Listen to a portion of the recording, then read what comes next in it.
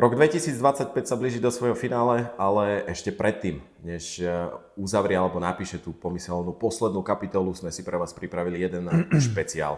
A dovolím si tvrdiť, že dlho očakávaný, pretože množstvo z vás sa pýtalo, či bude, ako bude, kedy bude. No a ja verím, že na tieto všetky a nielen na tieto všetky otázky nám zodpovie náš dnešný skvelý host Juraj Kucka. Kuco, vítaj, ahoj. Ahoj, ďakujem pekne. Veľmi si vážim, že si našiel čas a prišiel do našej diskusie, pretože musím povedať, že niekoľko týždňov sme hľadali termín. Mám pocit, že po tej profesionálnej kariére máš to viac než... Je to také rozbité všetko na všetky strany, takže dobieham všetko, čo sa vtedy nedalo. Čo ti vlastne také pribudlo, čo si predtým nestiel? Také najviac... Čo mi pribudlo? No nič, asi tak o tie dve deti sa starať. Na plný úväzok úplne to dosť zabere času. Ja sa dávať dokopy s tým kolenom a popri tom zuby si dávať do poriadku, teraz som bol na 8, ešte musím ísť na operáciu, na druhú 8, čo som nemohol dať predtým, tak dávam sa do poriadku. Takže viac ako dosť. A dá sa to zvládnuť, ale je toho dosť. Čiže už nie si otec na živnosť, odľahčenie, ale na trvalý pracovný pomer, že užíva si tú rodinu naplno a teraz niekedy fakt si tak prípadám. Ale tak je to super. Nikdy som to predtým takto naplno nezažil. Takže o to je to krajšie. Áno. Výraznou mierou sa zapájaš aj do diania vo svojej Meridiane. Prepadol si tomu vareniu už tiež naplno? Nie, ja som povedal, že to by som asi nemohol robiť. Ja nemôžem stať proste na jednom mieste, alebo že by som tam musel stať v tej kuchyni. Ja by som sa zbláznil, ja sa musím hýbať. Musíš si rozložiť hrnce. No, ale aj tak, to sú také krátke pohyby. Proste keď dlho stojím a nehýbem sa, tak mňa bolia kolena, kríže, všetko, ja sa musím hýbať. A také rýchle jedlá doma varíš ty alebo partnerka? Aj. Ako ja možno trošku viac, mňa to viac baví, ale obidvaja. Kto ako čo stíha. Teraz ale pomenej trošku varíme. Je nejaké jedlo, ktoré by si mohol jesť dookola? Alebo musíš to obmieniať, že...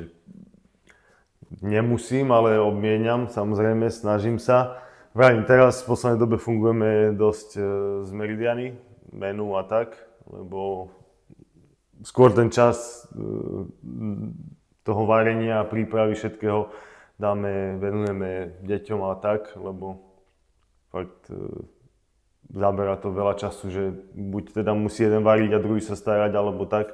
A tak to máme aspoň od ten nejaký čas plus aj navyše, keď sa nemusíme starať o to jedlo.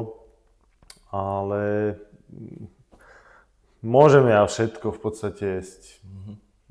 Není som nejaký vyberavý typ, není som nejaký, že by som to musel fakt, že meniť stále. Keď mám aj na 2, na 3 dní navarené to isté, tak si to dám, to jem.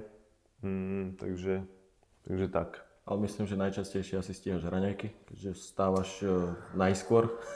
Raňajky tiež mám také, aj niekedy si dám, niekedy si nedám. Ako mám deň, ako sa zobudím, ako plánujem, mám tie posty a také, takže, ale hej, raňajky tiež, te si pripravujeme, raňajky, to nejak dávame, to nie je také náročné. Tú svoju rutinu, náročnú rutinu, ktorú by nezvládol každý, si ešte držíš? Teraz nie, nedá sa to. Skrz detí, to budenie ich skore, by som musel stávať asi o 2:00 v noci, aby som to stihal. Lebo ten najmladší, ten stáva medzi 4:00 a 5:00. Tak to je taký tvoj čas. No áno, len nemôžem si ja nič v tom čase spraviť. Ešte druhý, ten mal také obdobie, vstával medzi 5:00 a 6:00, takže ťažko. Teraz proste idem tak, že keď sa dá, keď mi dajú chvíľku čas, tak vtedy idem. Čiže teraz si budeš tak pomedzi a snaží sa nájsť taký zlatý stred pre všetko. Áno, nechcem nejak to úplne, že mať nadstavené, lebo viem, že by som to nedal a bol by som z toho nervózny. Ja to musím mať naplánované, takže radšej to neplánujem a idem, keď sa dá. Ubehol pol rok, odkedy si sa vrátil. V tom našom prvom rozhovore na tribúne, ak si pamätáš ešte, som sa ťa pýtal, že čo vlastne prežívaš, keď si prvýkrát vstúpil alebo prekročil tú bránu a prišiel som naspäť po dlhých rokoch. Vtedy si mi povedal, že ešte to musíš vstrebať v hlave, nejakým spôsobom prijať, vyhodnotiť. Tak s odstupom času, aký je ten návrat domov? Stále je to také iné, hej, lebo stále som není ten taký hráč, hej, som OK tu, pohybujem sa tu, hýbal som sa tu, bol som v kontakte s tými chalanmi, že sem tam na nejaké tie tréningy som prišiel už keď, dajme tomu, som mohol viac robiť, tak som si s nimi zatrenoval posilovňu aspoň. Ale stále to nie je to takéto práve futbalové, tá kabína, to, že každý deň sa stretávate, trénujete. To ešte musí prísť, ale tak ten pocit je vo mne taký, že si to chcem splniť, proste nastúpiť za tú Prievidzu. Vrajím, ešte stále ešte neviem, či to bude, či to nebude, kedy to bude, lebo tá fáza je teraz taká,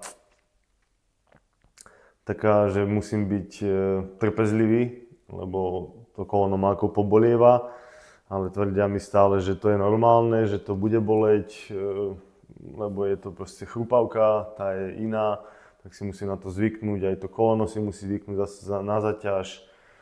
Takže idem, trénujem a verím, že príde niekedy taký nejaký zlom a že ma to proste prestane boleť, alebo teda budem môcť hrať, hej, ale neviem, kedy to bude. To veria určite všetci, ale keď si tak luskol, tak mi napadlo, že my sme to rátali, alebo ty si to rátal, asi to niekde spomínal, že 23 rokov?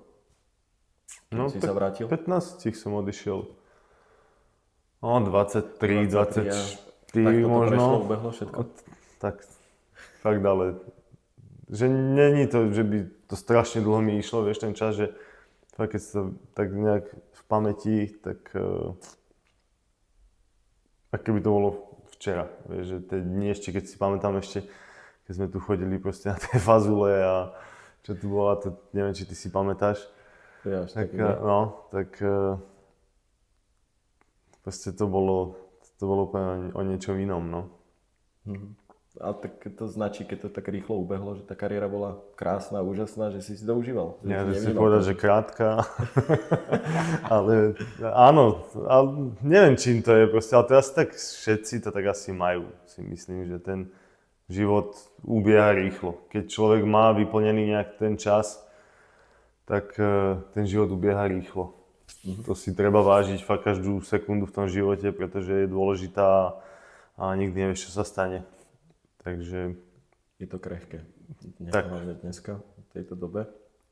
Už si prijal ten fakt, že tá profesionálna kariéra je na konci? Aj keď tu na tejto tlačovej konferencii si spomínal, že ešte veríš, že sa k nej na chvíľu možno vrátiš s Baníkom? Prijal, no. Ešte asi nie. Ešte stále chcem, ako tú profesionálnu kariéru, to beriem tak, že OK, to už je uzavretá kapitola. Nemyslím si, že by som sa ešte niekedy ako stal profikom. Aj keď ako nikdy, ja nehovorím nikdy, hej, môže sa stať. Ale nemyslím si. Ale čo sa týka toho futbalu, tak stále chcem niečo tomu dať. Ten zmenený režim sme si už prechádzali na začiatku, ale do akej miery ťa možno motivuje fakt, že ako hovoríš, že ešte stále tomu chceš niečo dať, že máš tú víziu, že tú celoživotnú vášeň môžeš stále rozvíjať v podobe toho futbalu tu v Baníku ešte, že sa dávaš dokopy, budeš zdravý a zahra si. Tak už len do tej, že skoro každý deň proste chodím cvičiť, trénujem, aby som sa dokázal vrátiť. Mohol som sa už na to hej, s prepáčením, keby som chcel, že proste dám si to zoperovať a budem si pomaličky robiť, aby som mohol fungovať potom nejakým spôsobom v živote. Ale tá motivácia je tam velikánska a preto aj to tak robím, že proste sa snažím to dať, lebo je to ťažké sám, proste bez nejakého dohľadu, nejakého trénera, alebo nejaké pomoci ísť každý deň do tej posilovne, zacvičiť si, či cvičíš správne, či všetko robíš správne, ísť si zabehať a tak. Takže nie je to jednoduché a preto, alebo tak je tam preto tá motivácia, že to chcem ešte si zahrať. Tak ale je určite dôležité, že tie návyky, tú rutinu si prenášaš z tej profesionálnej kariéry a to ťa asi určite drží. To je taká aj trošku choroba, si myslím. Lebo ja keď si niekedy nezacvičím ten deň a že nie som na to pripravený, že si nezacvičím. Že dajme tomu sú dní, keď viem, že proste nejdem cvičiť, hej, že nejdem, dám si oddych, budem v kľude, nebudem nič robiť, tak vtedy som OK. Ale ako náhle, že chcem ísť cvičiť a niečo do toho sa stane, alebo proste nejakým spôsobom mi to nevyjde, tak ja som nervózny strašne. Tak vnútri, proste, ak keby pociťujem nejakú, že som zlyhal, že proste, že to nespravím, nesplním si tú povinnosť, čo mám. Vieš, to je už také prepnutie. Také prepnutie, no, stroj, ideš od rána do večera. Proste som naučený stále v pohybe, stále cvičiť, hýbať sa, tak mi to chýba. Prejdeme k tej chrupavke, už si to naznačil. Transplantácia chrupavky, ak sa hovorí. Neznie to dobre, tak skús opísať, že čo sa vlastne dialo v tom kolene. Ako to vyzeral ten zákrok prebiehal? Ja aj tak to neviem, ako to vyzeralo, ale povedal mi, že z nezaťažovej časti kolena, vlastne tam, kde tie kolena sa nejako neopierajú o seba, alebo tá chrupavka, tak tam mi zobral kus chrupavky, ktorý vlastne mi chýbal v tej časti, kde mi to robilo problém. Kde bola tá diera, alebo kde bol tá chrupavka, kde nebola. Tam mi to vlastne ako keby nasadil ako taký štúpel, mi to tak vysvetlil, aby som to pochopil aj všetci, ako taký štuplík tam nasadil do tej chrupavky, nejak sa to tam prilepilo a už teraz to bolo len na kolene alebo na tele, ako to príjme. Preto som mal aj 2 mesiace barle, aby som na to nedostupoval, aby tam nedochádzalo k nejakým nárazom, otrasom, aby tá chrupavka mala čas sa zregenerovať a prirásť. Naposledy, čo som bol na magnetickej rezonancii 2-3 týždne, možno vzadu 2, tak podľa obrázkov to vyzerá dobre. Stále tam možno trošičku nejaký taký malý opuch na kosti, čo som mal aj predtým. Asi to bolo z toho preťaženia nejakého. Ale pekne sa to ako čistí a povedal aj, že tá chrupavka, že vyzerá, že je dobre uchytená. Takže už to chce len čas, keď prejde tá taká bolesť v tom kolene. Povedal, že to je tým, že to koleno zase si zvyká na záťaž. Lebo však som skoro 3 mesiace, alebo koľko ho poriadne úplne nezaťažoval. Alebo aj viac možno. Takže to chce čas. Takže čakám, trénujem, niekedy tak nad tým premýšľam, že či robím dobre, že idem cez tú bolesť, či to je správne, ale tak keď mi to tvrdia, že to je tak, že to bude boleť dlhšie, tak verím tej medicíne, tým doktorom, čo iné môžem robiť. To je pekné, dôležité. Dneska, hoci kto neverí doktorom, bohužiaľ. No, tak nie, no tak vieš, no čo môžeš, ako, keď on povie, tak ty povieš, dobre, tak nie, tak mňa to bolí, tak nebudem a bude ťa to boleť mesiac, tak mesiac nebudeš nič robiť. Potom začneš a bude ťa to zase boleť, tak zase nebudeš nič robiť, tak to by som sa nepohol asi nikde. To určite nie. Tá operácia bola nevyhnutná? V podstate, keď si chcel si ešte zahrať? Lebo ty si niekde spomínal, že si nemohol došľapovať na koleno? Ja si myslím, že áno. Že si sa nemohol hrať doma s deťmi, s rodinou? No, tak bolo to dosť náročné. Musel som byť fakt v kuse v pozore. V kuse vnímať to, že nemôžem spraviť nejaký pohyb jeden, lebo keď som to koleno zaťažil, tak ma tam pichlo a momentálne som išiel skoro k zemi. Takže mi to podlomilo a som to neudržal, tú nohu. Takže to bolo po schodoch, som nemohol výjsť. Takže si myslím, že asi to bolo nevyhnutné, no, lebo neviem, ako by som fungoval s tým. Keď sa povie meno Juraj Kucka, každý ťa vníma ako Terminátora, stroj, že veľa vydržíš, máš posunutý prach bolesti a zrazu nemôžeš došľapnúť doma na koleno. Čo si prežíval vôbec v hlave? Zúfalstvo. Proste som bol z toho na prášky, že mimo toho futbalu, toho tréningu, proste ja som nemohol nič a keď som prišiel na ten tréning a cez nejakú tú bolesť prvých 10 minút, 15 rozcvičky, fakt cez bolesť, že koľkokrát mi to koleno povolilo, padlo a išiel som a zrazu to prešlo. Vydržalo to tréning a potom zase, ak to vychladlo, tak to zase začalo. A tak to dookola. A možno to je ten taký problém môj, že ten prach bolesti je možno vyšší, tak to niekedy tak neviem úplne stopnúť, odhadnúť, že to mi možno veľakrát aj poškodilo, ale to tiež neovplyvní nejako, no, neviem. To znie, ako by ťa tá bolesť bavila a posúvala. To nie, ale je to jednoduchšie, keď to tak necítiš tak veľmi. No. Ale spravil si obrovský progres, čo musím povedať. Keď sme ťa tu videli o tých barlách, nevyzeralo to dobre, tak kde si bol vtedy, kde si teraz? Tak je to 5 mesiacov, už aj viac, 2. júla, tak už máš skoro 5,5 mesiaca, takže samozrejme, keby to nebolo, tak by to bolo niečo zlé. Takže sme na dobrej ceste a je to dobré, a bude to dobré. Pozitívne. Nie, mám ako nejaký program od človeka, čo sa tomu veľmi dobre rozumie, tak ja si idem podľa toho programu. Teraz som skončil fázu nábehu do behu, ako keby, že som 4 alebo 3 mesiace, 3,5 mesiaca nebehal po operácii a začal som behať, teraz som si dokončil protokol behov. Takže teraz v najbližších dňoch, keď sa mi podarí, tak začnem ako keby nábeh, zase ďalší protokol nábeh na futbal. Začnem robiť nejaké malé vzdialenosti, zmeny smerov, možno nejaké prihrávky, že už tam pribudne lopta. A zase uvidím, ako to bude reagovať všetko. Aj tie behy boli také, že proste nadstavené. Ideš, pridávaš po minútke, po 2, bude ťa niečo boleť, vráť sa späť. Nepreťažuj to. Daj si oddych medzi tými behmi, nebehaj 2 dní po sebe. Takže fakt sa snažím ísť nejak podľa toho a uvidím teraz, ako bude ten nábeh do toho futbalu alebo do tých futbalových vecí. Ešte kým sa dostanem k tej príprave ako takej na jarnú časť, tak ma zaujíma, je to jedna z najdlhších rekonvalescencií, ktorými si prechádzaš počas tej kariéry? Myslím, že si mal v Janove som mal skrížený väz. Áno, ale to som bol už po 5 mesiacoch OK. Tak ale nehral som ešte, lebo to bolo ku koncu sezóny, zostávali 2 zápasy iba do konca sezóny. A som povedal, že to nebudem riskovať, že dám sa radšej dokopy, cez leto si oddychnem na dovolenke a potom prídem a celú tú prípravu vlastne sa pripravím s tímom a budem OK.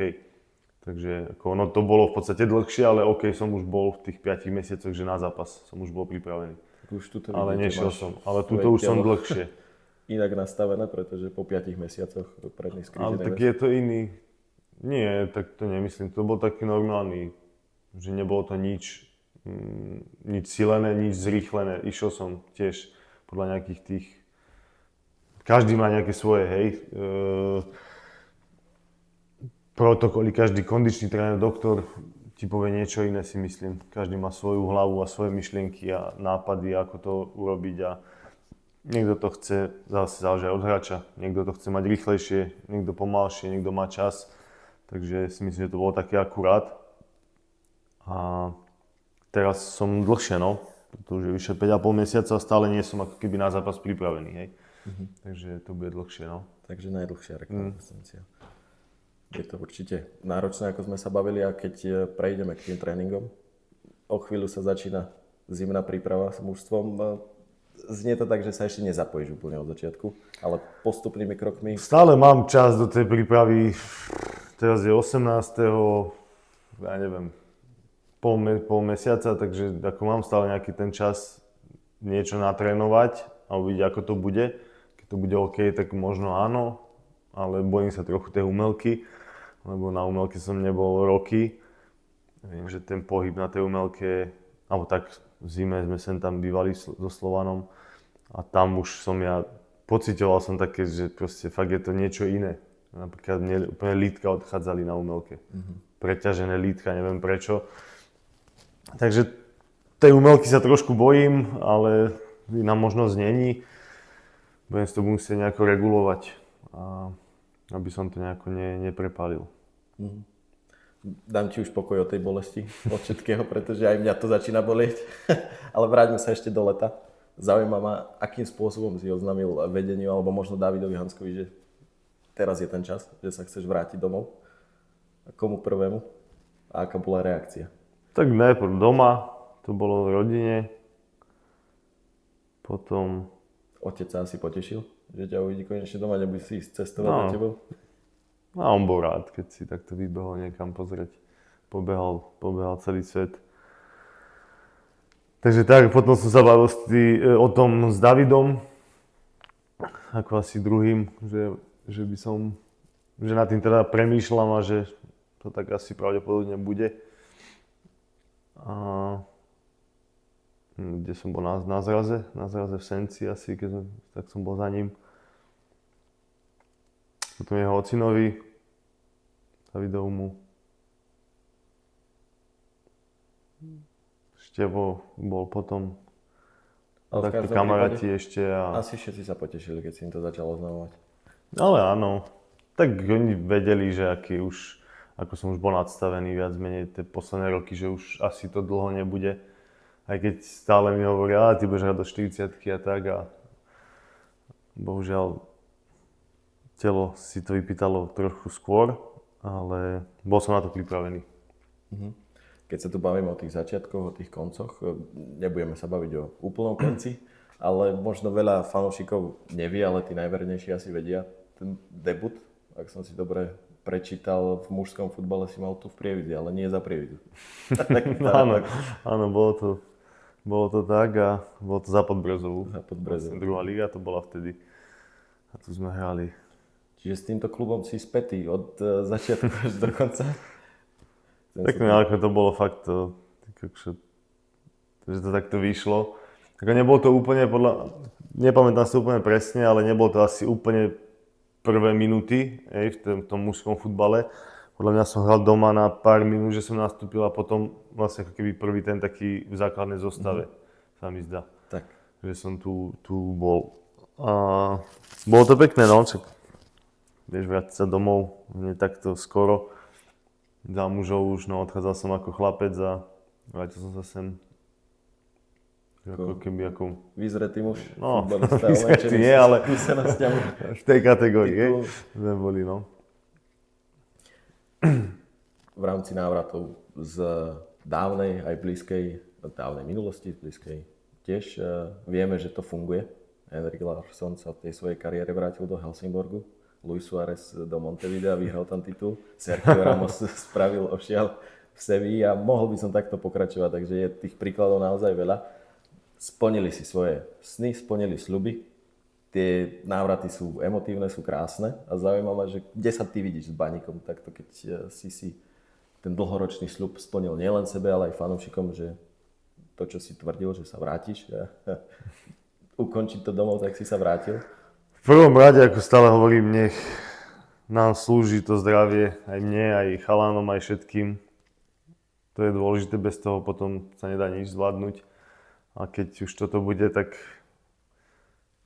ako som videl, že ten pokrok tu je, čo tak som mal častejšie ako možnosti chodiť, som začal už na konci minulej sezóny, že ten pokrok tu je, či herný, aj celkovo v tom klube, takže nech to stále napreduje, nech sa nám darí, nech sa to dotiahne čo najďalej, čo sa len bude dať, čo bude v možnostiach klubu, majiteľa, hráčov. Samozrejme, ten tým sa bude musieť obmieniať, lebo...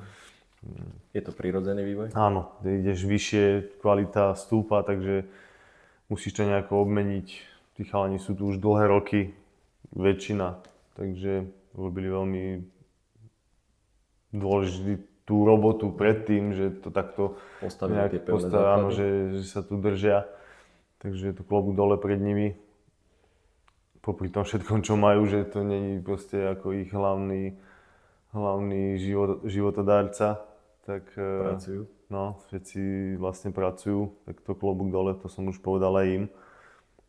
A no nech sa ich darí, nech sú stále tak nadstavení, ako sú. To je najdôležitejšie. Nespomenul som ešte jedno meno. To posledné najdôležitejšie v rámci tohto Santi Cazorla. Sa vrátil do Ovieda a dotiahol ich po 25 rokoch do La Ligy. A ty si to naznačoval už na tlačovej konferencii na tej prvej, že budeš sa podieľať na tom chode a urobíš všetko preto, aby možno tá Prievidza išla ešte vyššie. Áno, pokiaľ ja budem OK a budem to cítiť, že som ešte ako keby platný, tak áno. Ale ja neviem, čo bude za týždeň. To sa nedá proste predpovedať v tomto momente. Takže teraz ideš deň po dní. Idem presne tak, deň po dní, ako bude, tak proste tak bude. Už nespravím s tým, už ja sa nemám už kde nejak ponáhľať niečo,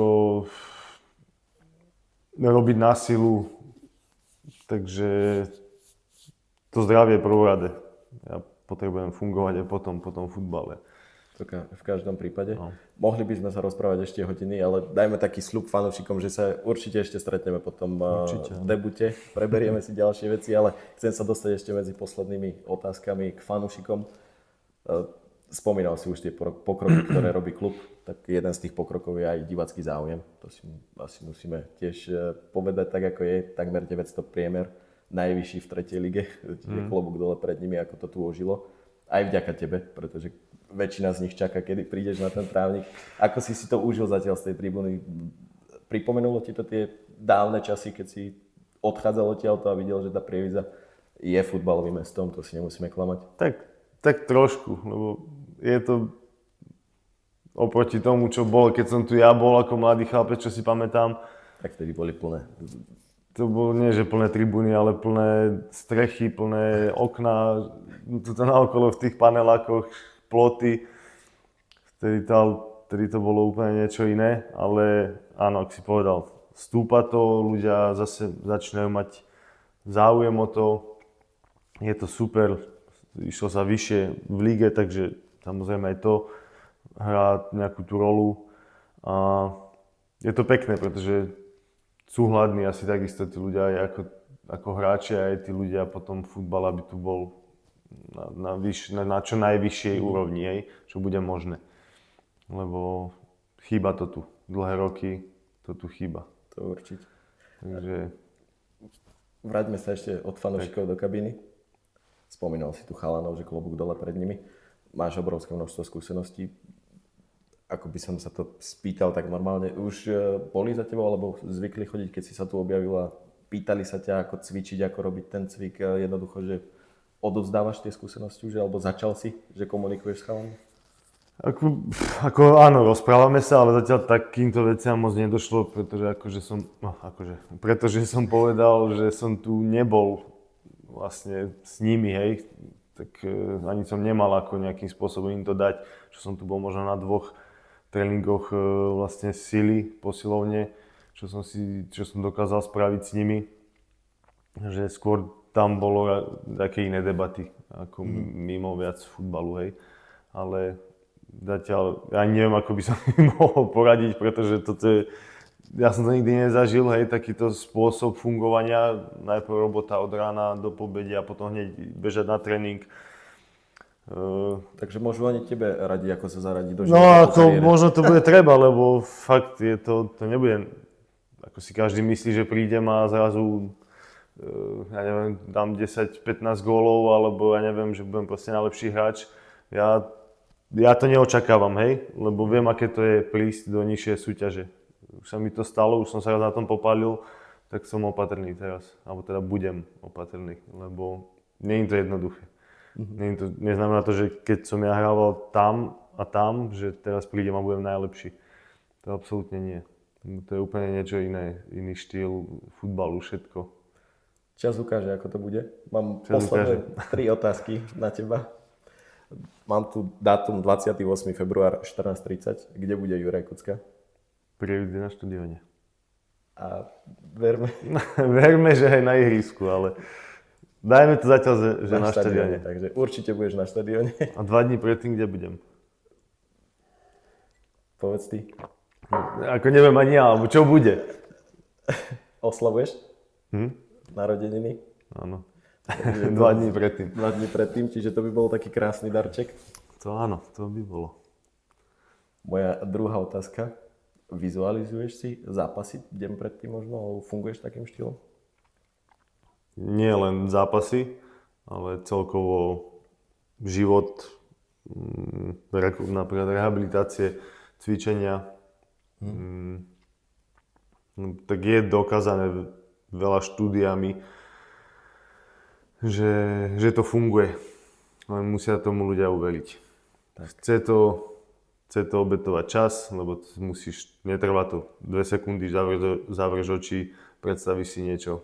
Treba tomu trošku viac času, nejakú tú prípravu.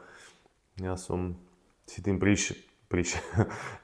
prešiel v Parme a odvtedy vlastne to nejak dodržiavam. Už nie možno tak často ako vtedy, ale snažím sa stále, keďže veľa ľudí, čo som takto počul, nejaké podcasty, proste úplne cudzích ľudí, ktorých som v živote nevedel a takisto to hovorili, že im to funguje v rehabilitáciách, v hocičom inom, proste, že niečo to má do seba, len treba tomu uveriť a obetovať tomu ten čas. Ja to robím väčšinou tak, keď mám chvíľku nejakú, že si zavriem oči alebo pred spaním alebo nejak v rámci nejakého cvičenia, takže dá sa to, no, ale treba ten čas na to. Ale prečo sa to pýtam, zaujímavé, že či už si vizualizoval ten svoj prvý zápas po tom návrate, že aký by mal byť, alebo aký by si chcel. To ešte nie. Ešte len sa k tomu To ešte nie. To ešte mám na pláne, keď sa to bude blížiť. Tak verme, že to tak bude. Moja posledná otázka, lebo vravím, že mohli by sme tu sedieť hodiny, ale určite sa ešte stretneme. Mám to tu tak napísané, hypoteticky, keby máš možnosť, že je to také tlačidlo, a môžeš ho stlačiť a vrátiš sa na začiatok všetkého a prežiť to, čo si prežil v tej kariére. Ešte raz tá drina, tá obeta, to všetko, čo to stálo. Stlačil by si to tlačidlo? Nie. Nie kvôli tomu, že by som to nechcel zase zažiť, ale neľutujem ničoho, žiadne rozhodnutia v živote. Takže nemal by som to prečo. A čo by sa stalo? Zaručíš mi, že by to bolo to isté, ako to bolo? To nevie zaručiť. Takže radšej nie. Ďakujem pekne. Juraj Kucka. A ja ďakujem. A ďakujeme aj vám opäť za ďalšie sledovanie našej diskusnej relácie a tešíme sa pri ďalších epizódach. Čaute.